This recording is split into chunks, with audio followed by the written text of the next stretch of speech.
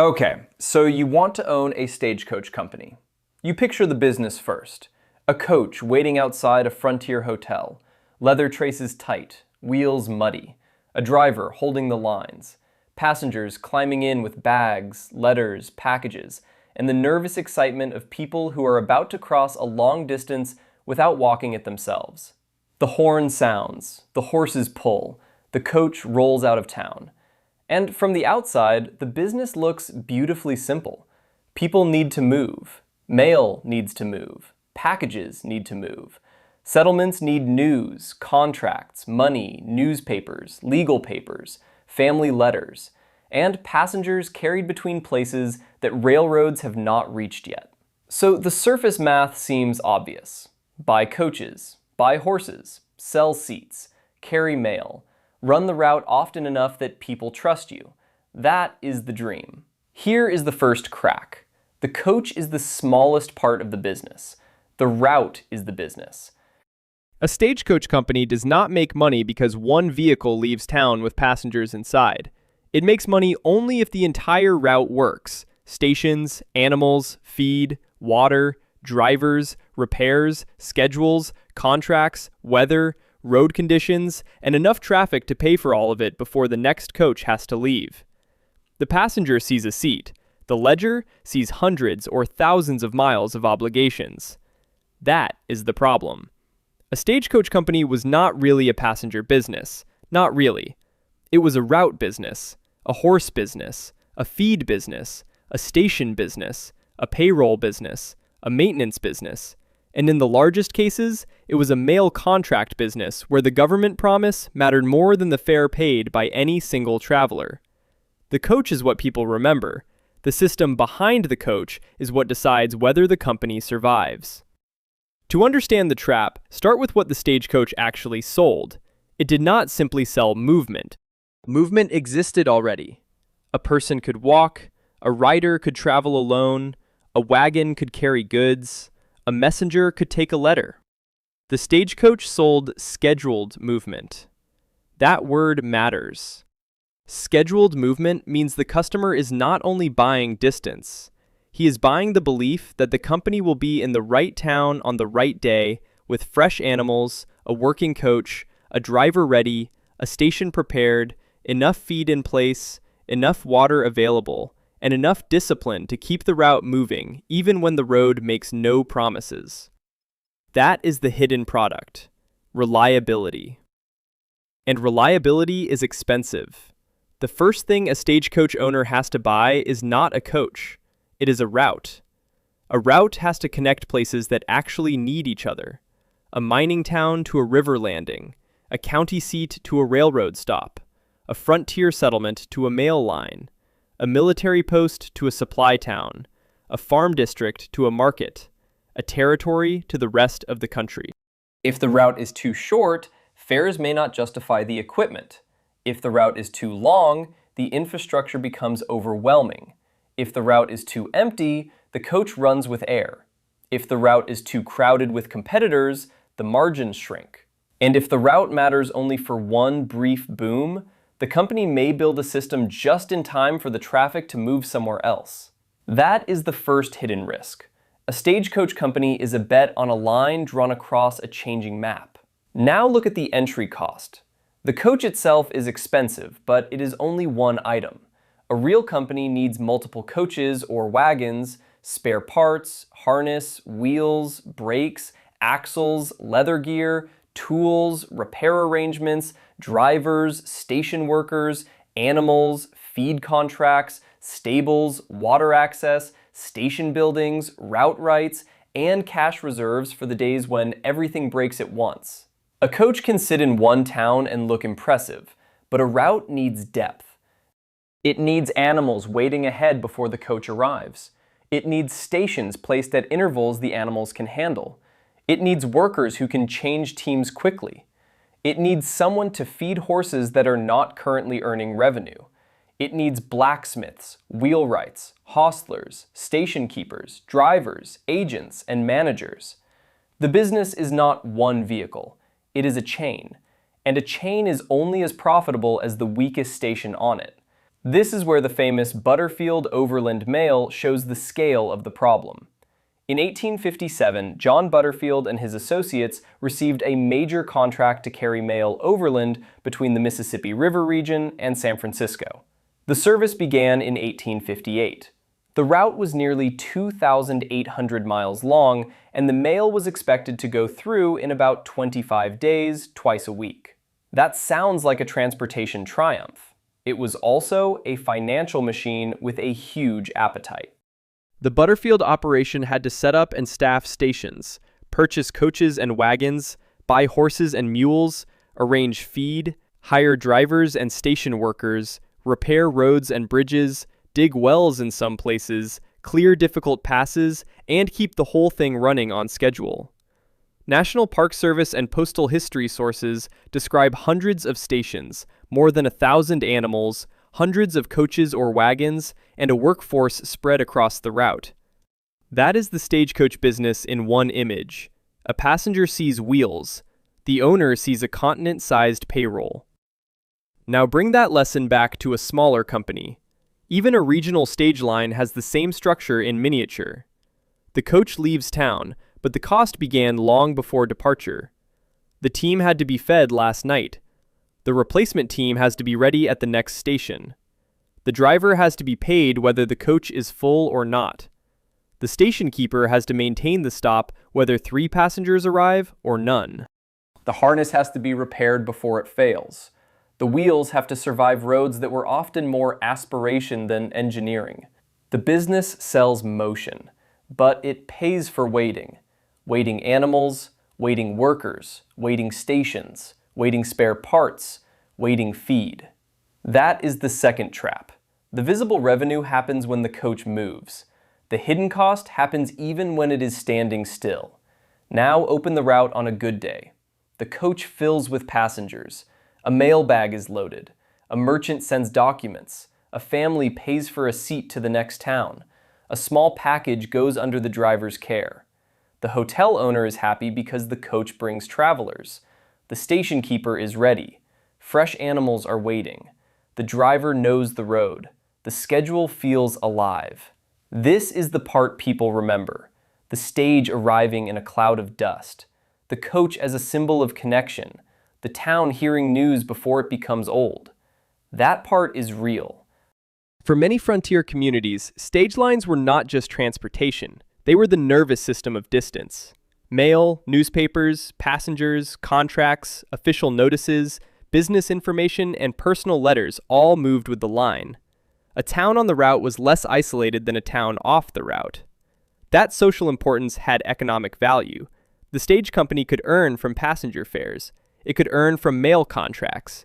It could earn from express packages. It could earn from freight on smaller, valuable goods. It could help feed hotels, stations, eating houses, stables, and towns along the line.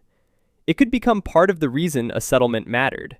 But every revenue stream has a cost attached to it. Passengers require schedule and relative comfort.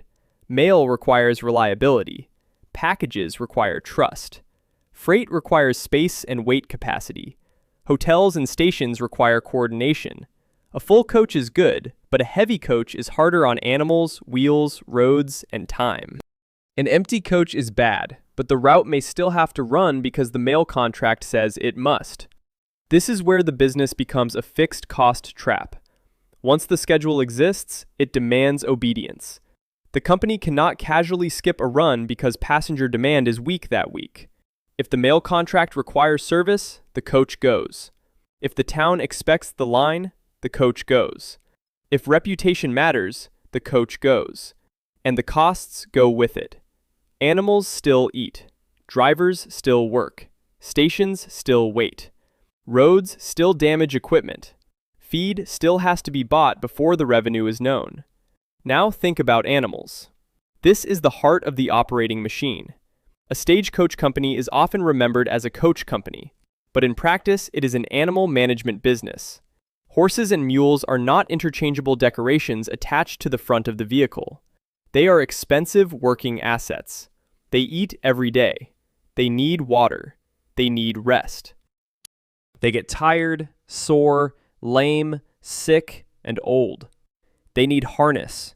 They need shoes. They need handling. They need replacement before they fail at the wrong moment. A long route needs teams positioned ahead of the coach. That means the company owns or controls animals that are not all moving at once. Some are working, some are resting, some are being fed for the next run. Some are recovering from the last run. Some are simply waiting in the right place because the schedule demands it. The passenger pays for the team pulling today. The company pays for the whole population of animals required to make that team possible. That is why feed becomes one of the real costs of the business. Hay, oats, grain, water, grazing access, storage, and station labor all sit behind the fare. If feed prices rise, every mile becomes more expensive. If a dry season hurts local supply, the route feels it. If a station runs short, the schedule suffers. If animals are overworked to save money, breakdowns become more likely. The coach sells speed. The animals require patience. That contradiction lives in the ledger. Now look at stations. Stage stations are the hidden bones of the business. Travelers notice them only when they stop. The company depends on them every mile. Historical accounts of stage lines describe relay stations placed at regular intervals, often around 12 to 15 miles apart on some routes, where horses could be changed. Larger home stations could be farther apart, where meals, drivers, and sometimes coaches changed. On the Butterfield line, stations had to be built, staffed, supplied, and maintained across a vast route. Every station is a small business inside the larger business. It needs shelter, it needs feed, it needs water, it needs workers, it needs spare harness. It needs some system for handling passengers, mail, packages, animals, and timing. And it has to exist even when the coach is not there. That is the strange economics of stagecoaching. The customer pays for the hours he spends in the coach. The company pays for the days and nights each station exists between arrivals. If a station is poorly supplied, the whole route slows. If a station is poorly staffed, teams are not ready. If a station is too far from water, the route becomes more fragile. If a station is too expensive to maintain, the profitable miles have to subsidize it. The route is only as fast as its slowest support point. Now add roads. Roads are another hidden owner of the business. In a perfect fantasy, the coach travels on firm ground at a predictable pace. In reality, roads could be muddy, rocky, sandy, steep, washed out, frozen, rutted, or barely roads at all. A stagecoach company might have to build, repair, or improve sections of road and bridges simply so its own service could exist. That means the owner is paying for infrastructure he does not fully own. Repair a road and everyone may benefit. Ignore the road and your own coach breaks first. This is a painful kind of expense, necessary but hard to capture. The company spends money making movement possible, then hopes enough fares, contracts, and traffic return through the route to justify that improvement. The same problem appears with water. In dry country, water is not a convenience. It is a route condition. Wells, springs, river crossings, tanks, and station storage all become part of the business model. A line that looks shorter on a map may be worse if it cannot support animals reliably. This is one reason the Butterfield route was not simply the shortest line across the continent. The company and the post office cared about year-round operation, topography, winter conditions, water, and the ability to keep the mail moving. The map is not the business. The usable route is the business. Now build the revenue stack. The first revenue line is passenger fares. Passengers are visible. They sit in the coach. They complain. They pay for distance, urgency, and the promise of arrival. On major routes, passenger fare could be high. National Park Service material on the Butterfield line describes westbound passenger cost beginning at $200, eastbound at $100, and Wayfare at 10 cents per mile. Those are serious prices, but the fare has to be compared with the size of the machine carrying it. A coach may carry only a limited number of passengers. If the vehicle is not full, the empty space cannot be sold tomorrow. Yesterday's empty seat is gone forever. That makes the Stagecoach a capacity business. Every trip has a fixed number of seats. Every unsold seat is wasted capacity. Every overloaded trip strains animals and equipment. The second revenue line is mail. Mail contracts could be the backbone of a major line. The Butterfield contract was worth hundreds of thousands of dollars per year, with semi-weekly service required over a vast distance. That guaranteed revenue helped justify the enormous infrastructure needed to run the route. But a contract is not free money. It is a promise with teeth. The company must perform. If weather is bad, perform. If animals are tired, perform. If a station is weak, perform. If passengers are few, perform. The mailbag turns the stage line from an optional service into an obligation. That can stabilize revenue. It can also trap the company into running expensive miles that passenger demand alone would never support. The third revenue line is express and packages. Letters, documents, small valuable goods, business papers, and urgent parcels all have value because time has value. The stage line can monetize trust and speed, but every package adds handling responsibility, space constraints, and reputation risk. The fourth revenue line is route influence. This is less obvious, but very real. A stage stop can feed hotels, eating houses, repair shops, stables, and land values. A company with control over routes can shape where people stop, where mail arrives, where businesses cluster, and which towns feel connected. The stage company may not capture all that value directly, but the value exists, and often other people capture it. Station keepers sell meals, stable owners sell services, hotels gain guests, landowners gain traffic, towns gain importance. The stage company creates motion. The world around the route monetizes the pause.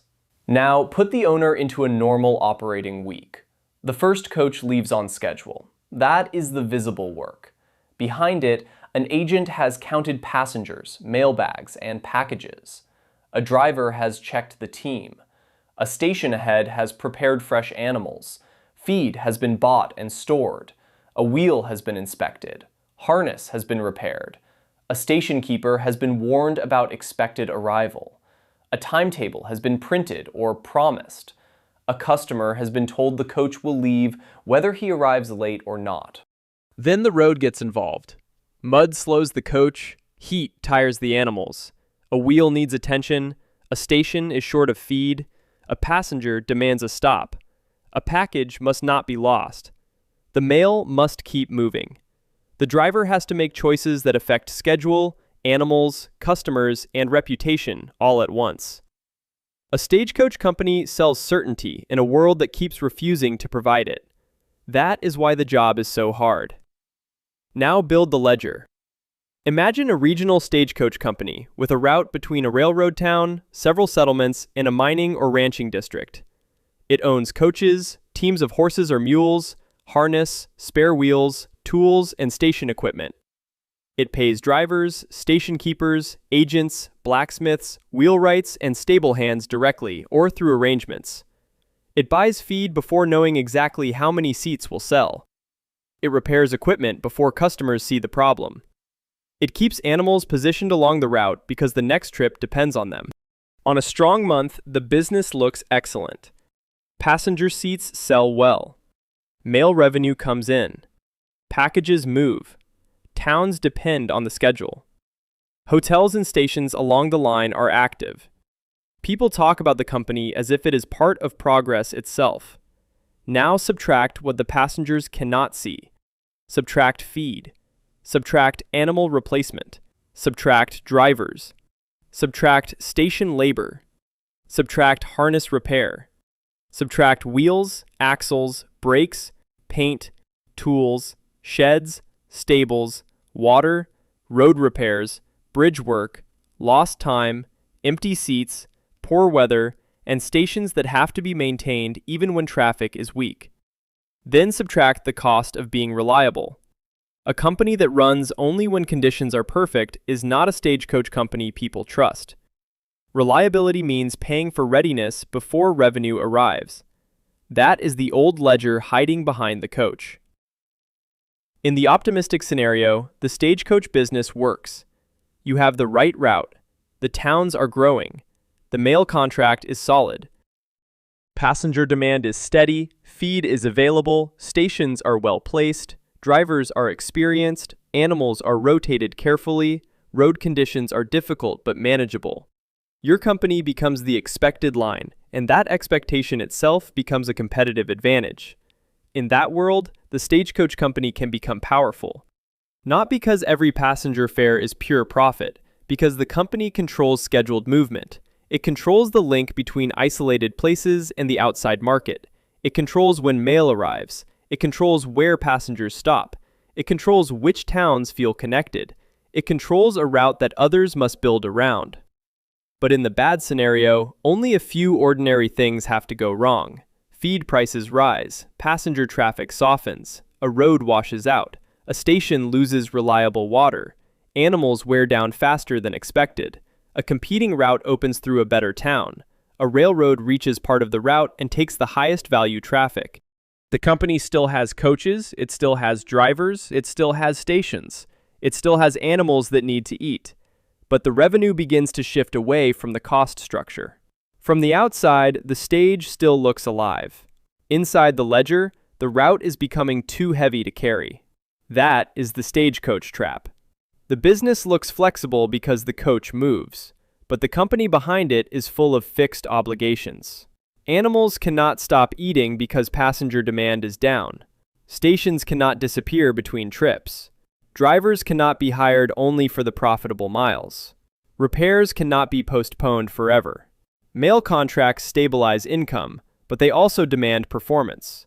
The route that makes the company valuable is the same route that makes it expensive. And then comes the biggest long-term threat, the railroad. Stagecoaches did not disappear because people stopped needing transportation. They lost their best routes when railroads changed the meaning of distance. A stage line could remain useful where rails had not reached, or as a feeder to rail towns, or across gaps where other transport was not practical. But when a railroad captured the main flow of passengers, mail, and freight, the stage line often became a smaller, thinner business almost overnight. The company had built stations, bought animals, hired people, and trained the public to depend on a route. Then a new technology could move the profitable traffic somewhere else. That is not just competition. That is infrastructure replacement. So who really got paid? Sometimes the Stagecoach owner did, especially if he secured the right mail contract, controlled the right route, managed animals carefully, kept stations efficient, and exited or adjusted before the railroad consumed the best traffic. But many of the deeper winners stood around the route. Feed suppliers got paid, station keepers got paid, drivers got paid, blacksmiths and wheelwrights got paid. Hotel and eating house owners got traffic. Landowners near stops gained value. The government got communication. Towns on the route got connection. Passengers got time.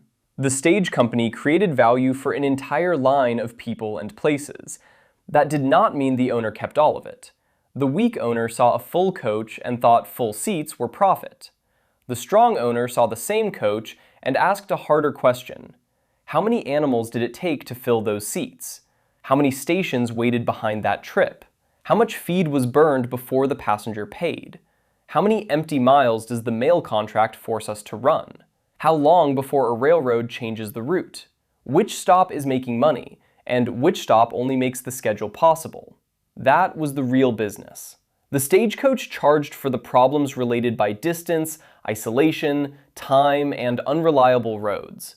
But it also absorbed those problems. When feed got expensive, it was your margin. When a wheel failed, it was your schedule. When a station was weak, it was your route. When passengers were few, it was your empty seat. When the mail still had to move, it was your obligation. When the railroad arrived, it was your map that changed.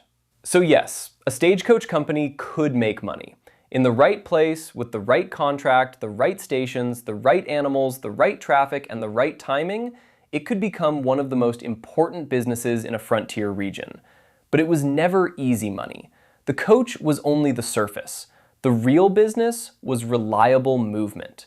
The passenger thought he was buying a seat. He was really buying access to an entire chain of animals, workers, stations, feed, roads, repairs, and promises stretched across distance. The owner thought he was opening a transportation company. What he was really opening was a moving machine that turned feed, payroll, stations, contracts, and road risk into the illusion that distance could be scheduled. That is the old ledger lesson. A Stagecoach company was not rich because the coach was full. It survived when the owner understood which routes paid, which stations drained cash, which contracts were worth the obligation, and which miles existed only because the schedule demanded them. Because on the frontier, the coach could leave on time, the passengers could cheer, the mail could move, the town could feel connected. And still, if feed, animals, stations, repairs, and empty miles ate the fare before the route paid for itself, the Stagecoach company did not become a romantic road to wealth. It became a very expensive promise rolling through the dust.